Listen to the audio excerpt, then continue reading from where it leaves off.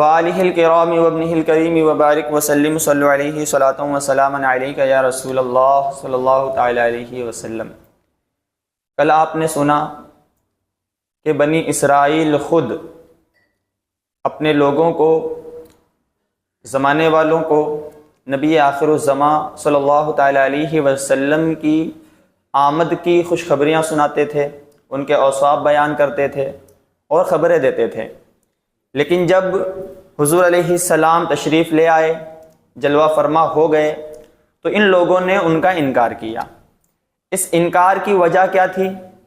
انکار کی وجہ یہ تھی، یہ چاہتے تھے کہ آخری نبی وہ ہماری قوم سے ہو، مطلب بنی اسرائیل سے ہو، اور حضور علیہ السلام بنی اسماعیل سے ہیں، تو ان کا یہ گمان تھا کہ آخری نبی وہ بنی اسرائیل سے ہوں گے، لیکن وہ بنی اسماعیل سے ہوئے۔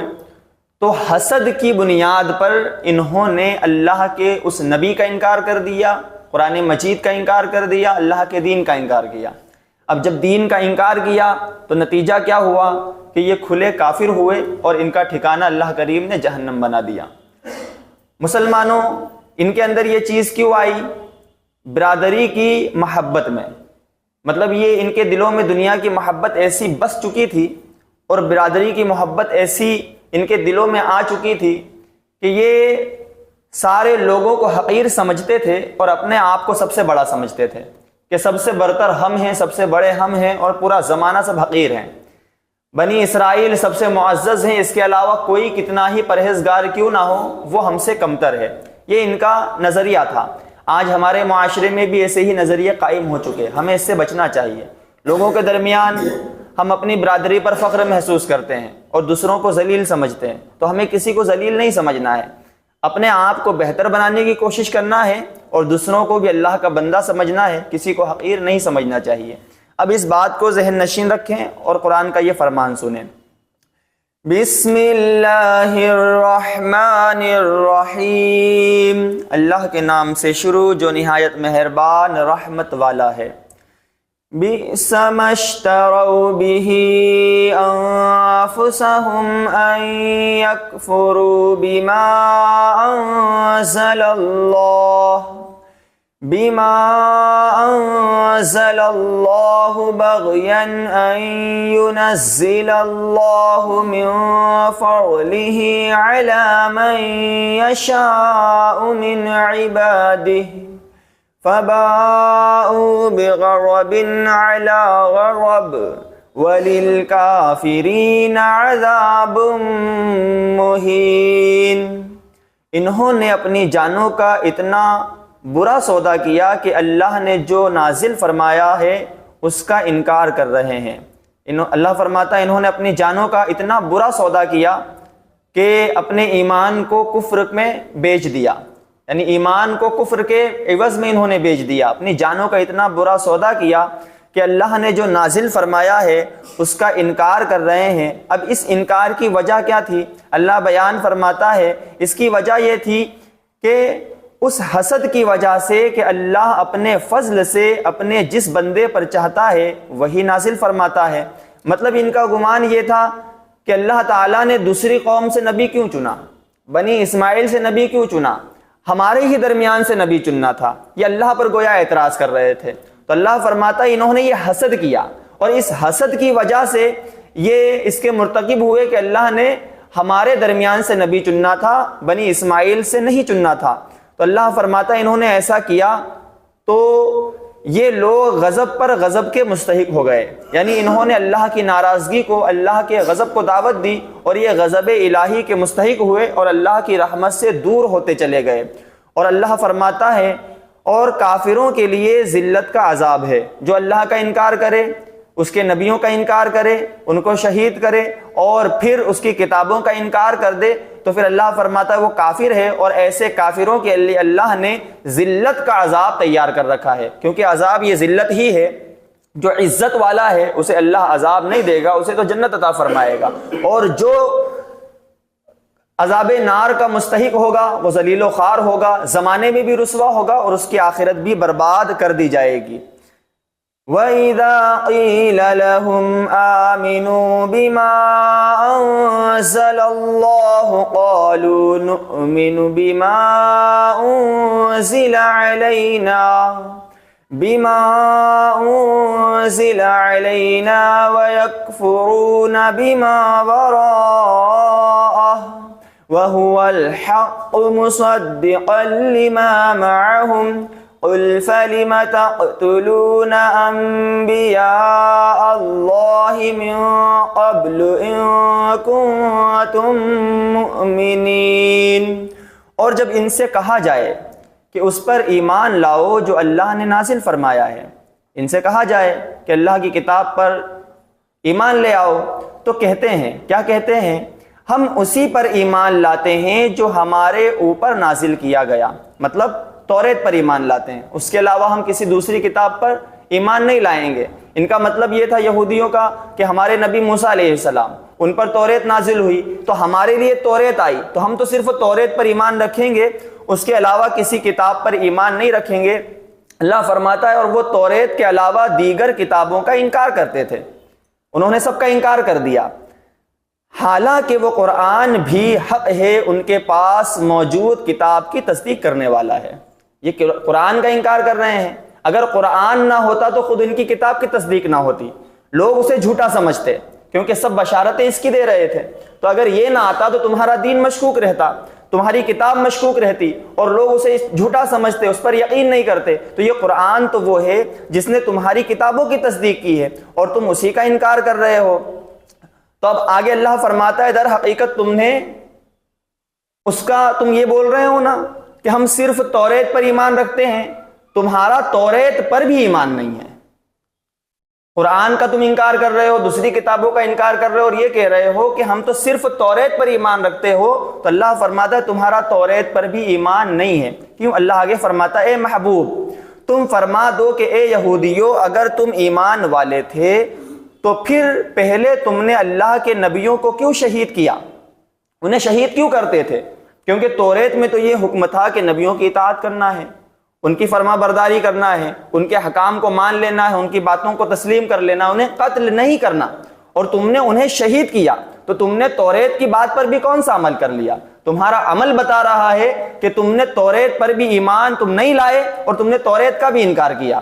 تو جو اللہ کی کتاب کا انکار کرے وہ یقیناً مسلمان نہیں ہو سکتا، ایمان والا نہیں ہو سکتا۔ تو اللہ کریم نے محبوب کریم سے ان پر سوال قائم کرنے کا حکم ارشاد فرمایا کہ محبوب پوچھو ان سے کہ تم نے توریت پر ایمان کا دعویٰ کیا ہے تو اس دعوے میں بھی کہاں سچے ہو؟ تم نے تو نبیوں کو شہید کیا، حالانکہ توریت نے نبیوں کو شہید کرنے اور قتل کرنے سے انکار کیا تھا۔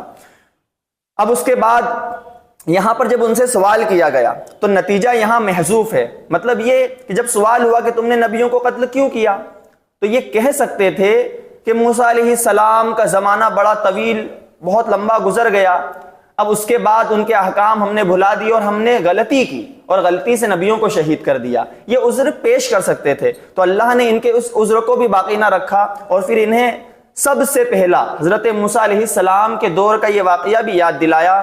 وَلَقَدْ جَاءَكُم مُوسَىٰ بِالْبَيِّنَاتِ ثُمَّ اتَّخَذْتُمُ الْعِجْلَ مِن بَعْدِهِ وَأَنتُمْ ظَالِمُونَ، اور بے شک تمہارے پاس موسیٰ روشن نشانیاں لے کر تشریف لائے، مطلب تمہارے پاس کتاب بھی لائے، معجزات بھی دکھائے، سب کچھ کیا، تمہارے لیے من و سلوہ نازل کروایا، تمہیں ہر طرح کے آرام دائق چیزیں مہیا کروائی، سب کچھ کیا، تمہارے لیے چشمے جاری کر دیے، موسیٰ نے روشن نشانیاں دکھائی، کتاب بھی لے کر کے آئے، اور انہی کے زمانے میں تمہارا یہ دعویٰ کہ ہم ان کے پیغامات کو بھول گئے تھے۔ تو ذرا دیکھو زمانہ انہی کا ہے، وہ ساری نعمتیں تمہیں اللہ سے دلوا رہے ہیں، اور تم نے جب وہ توریت لینے کے لیے گئے تو تم نے اس کے بعد بچھڑے کو معبود بنا لیا اور تم ظالم تھے۔ تو اللہ انہیں وہ واقعہ یاد دلا رہا ہے کہ زمانہ وہی ہے، موسیٰ علیہ السلام بھی موجود ہے، اور انہی کے زمانے میں جب وہ توریت لینے کے لیے گئے تو تم نے کیا کیا؟ بچھڑے کو اپنا معبود بنا لیا، اپنے ہی ہاتھوں سے تراشا اور اسے اپنا معبود سمجھنے لگے۔ تو تم نے خطا تو اسی وقت کر دی، اور اسی وقت سے آج تک موسیٰ علیہ السلام کے زمانے سے لے کر حضور علیہ السلام کے زمانے تک 4000 نبی آئے اور سب کا انکار کرتے رہے، سب کا انکار کرتے کرتے کرتے حضور کا زمانہ آ گیا تم ابتدا سے انکار کر رہے ہو اور یہاں حضور کے زمانے پر آ کر بھی ان کا انکار کر رہے ہو، تو یقیناً تمہارے مقدر میں شروع ہی سے کفر ہے اور انکار ہے، اور تم انکاری ہو، تمہارے خمیر ہی میں نافرمانی بسی ہوئی ہے اور تم انکاری ہو۔ تو تمہارا یہ دعویٰ کہ ہم تو توریت کو مانتے تھے، تو در حقیقت تم توریت کو بھی نہیں مانتے۔ اگر تم توریت کو مانتے ہوتے اور نبی پر ایمان رکھتے ہوتے تو تم پھر بچھڑے کی پوجا نہیں کرتے، اللہ کے سوا کسی کو اپنا معبود نہیں بناتے۔ تو یہ تمہارے سارے عذر قابل قبول نہیں ہیں، تمہاری کوئی بات سننے لائق نہیں ہے، کیونکہ تم آج ہی انکار نہیں کر رہے ہو، تم تو ابتدا سے ہی انکاری ہو اور اللہ کی نافرمانیاں کر رہے ہو، اور جب نافرمانیاں کر رہے ہو تو نتیجہ کیا ہے؟ اللہ نے ذلت کا عذاب تیار کر رکھا ہے۔ اب مسلمانوں، اس ساری باتوں کو سننے کے بعد ایک نتیجہ اخذ کرو۔ ایک طرف موسیٰ علیہ السلام کے اصحاب ہیں اور ان کے ساتھی ہیں کہ انہوں نے دین دیا، توریت عطا کر کے گئے، اس کے بعد انہوں نے ان کے بعد توریت کو بھی بدل دیا، دین کو بھی بدل ڈالا، اپنی خواہش کے مطابق عمل کرنے لگے، حتیٰ کہ نبیوں کو شہید کرنے لگے، اللہ کے احکاموں کو بدلنے لگے۔ تو یہ موسیٰ علیہ السلام کے اصحاب، اور دوسری طرف نبی کریم کے اصحاب ہیں کہ ذرا دیکھو، حضور علیہ السلام جلوہ فرما ہوئے، دنیا میں تشریف لائے، حضور علیہ السلام نے قرآن دیا، دین دیا، مکمل اسلام عطا فرما کے گئے، ان لوگوں نے اس کی حفاظت کے لیے اپنی جانیں تک قربان کر دی اور اپنا سب کچھ لٹا دیا، مال بھی قربان کر دیا، جانیں بھی قربان کر دی، اپنے گھروں کو لٹا دیا، اور اس کے بعد ان لوگوں نے توریت کو بدلا تھا۔ حضور علیہ السلام جب قرآن چھوڑ کر گئے تو یہ قرآن ایک جگہ جمع نہیں تھا، صحابہ نے کیسی جانثاری کی اور کس طرح دین کی حفاظت کی، ذرا دیکھو۔ جو قرآن مجید الگ الگ جگہوں پر لکھا ہوا تھا سب کو یکجا جمع کر دیا تاکہ امت کے پاس یہ گلدستہ پہنچ جائے اور امت اس پر عمل کرے۔ تو ہر اعتبار سے انہوں نے دین کو آگے بڑھایا، اور یہ صحابہ کی محنت ہی کا نتیجہ ہے کہ آج ہمارے جھولی میں اسلام آیا ہوا ہے۔ اگر ان کی محنتیں اور قربانیاں نہ ہوتی تو پھر یقیناً مسلمانوں، اللہ کرے کہ اگر ایسا نہ ہوتا تو پھر ہم مسلمان نہیں ہوتے۔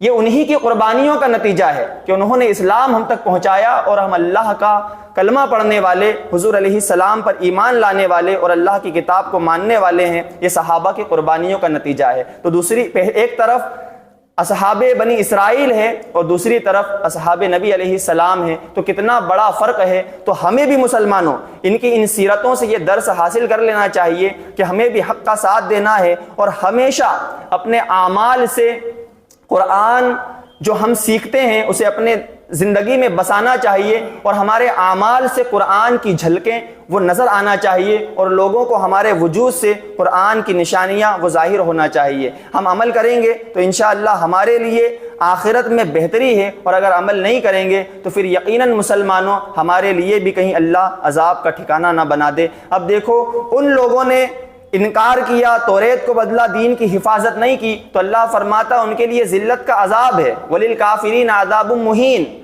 اللہ نے ذلت کا عذاب تیار کر رکھا، اور جنہوں نے سب کچھ اپنا قربان کر دیا اور دین کو محفوظ کیا، اللہ ان کے لیے قرآن میں فرماتا ہے رضی اللہ عنہم ورضوا عنہ، یہ صحابہ وہ ہیں جن سے اللہ راضی ہے اور یہ اللہ سے راضی ہیں۔ تو ان کی رضا کا خود بیان اللہ قرآن میں بیان فرما دیتا ہے۔ تو اس لیے مسلمانوں، ان ساری آیات سے ہمیں یہی نتیجہ اخذ کرنا ہے کہ ہمیں اپنے آپ کو کسی پر فخر یا محسوس نہیں کرنا کہ ہم سب سے بڑے ہیں اور دوسرے چھوٹے ہیں اور وہ ذلیل ہے، کسی کو ذلیل نہیں سمجھنا۔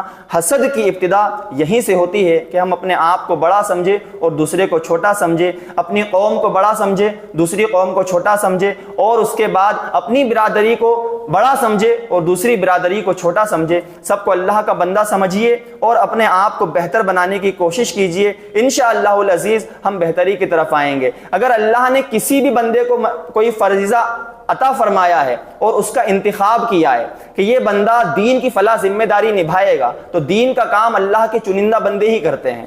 کسی کی طاقت نہیں ہے کہ بندہ اپنی مرضی سے کر لے، اللہ اسے سلیکٹ کر لیتا ہے، انتخاب فرما لیتا ہے۔ تو وہ خواہ کسی بھی قوم کا ہو، انتخاب کس نے کیا ہے؟ پروردگار نے کیا ہے۔ اب ہم حسد میں جل بھن جائیں کہ ہماری برادری سے فلاں بندہ کیوں نہیں آیا، یہ فلاں برادری کا کیوں آیا، جیسا کہ بنی اسرائیل نے کہا کہ نبی بنی اسرائیل سے ہونا تھا، بنی اسماعیل سے کیسے ہو گیا؟ اور یہ ان کے حسد کی ابتدا تھی، اس حسد نے انہیں کفر تک پہنچایا۔ تو مسلمانوں اللہ نہ کرے کہ کہیں ہمارا حسد بھی ہمیں کفر تک پہنچا دے، اللہ ہمیں محفوظ رکھے۔ اس لیے ہم اپنے آپ کو بہتر بنانے کی کوشش کریں، جس کو جو فریضہ مل گیا اسے کام کرنے دے، اور ہو سکے تو ہم اس کا ساتھ دیتے رہیں، انشاءاللہ دین کے کام آگے بڑھتے چلے جائیں گے۔ صحابہ نے اعتراض نہیں کیا تھا کہ پہلا منصب حضرت ابو بکر کو کیوں مل گیا، دوسرا منصب حضرت عمر فاروق کو کیوں ملا، عثمان غنی، مولا علی، ان کو اتنے بڑے بڑے منصب، کسی نے اعتراض نہیں کیا۔ حضور نے جو مقام عطا کر دیا سب نے سر تسلیم خم کر لیا اور اتباع کر لی، اور سب نے ان کا ساتھ دیا۔ ان کے ساتھ ہی کا نتیجہ ہے کہ دین آج ہمارے پاس پہنچا ہے، اور اگر وہ ساتھ نہ دیتے اور اعتراضات کر لیتے تو پھر یقیناً مسلمانوں اسلام کی ایسی تبلیغ نہیں ہو سکتی تھی۔ اس لیے انہی کی زندگیوں کو اپنا آئیڈیل بنا لیں اور اس کے مطابق کام کرے، ایک دوسروں کا ساتھ دے، انشاءاللہ دین اور مزید بہتر سے بہتر ہوتا چلا جائے گا اور ہماری قوم ترقی پاتی چلی جائے گی۔ دعا کرے اللہم صلی علی سیدنا و مولانا محمد معدن الجود والکرم وآلہ الکرام وابنہ الکریم وبارک وسلم، صلو علیہ صلاۃ و سلام علیک یا رسول اللہ صلی اللہ تعالی علیہ وسلم۔ اللہم ربنا آتنا فی الدنیا حسنۃ وفی الآخرۃ حسنۃ وقنا عذاب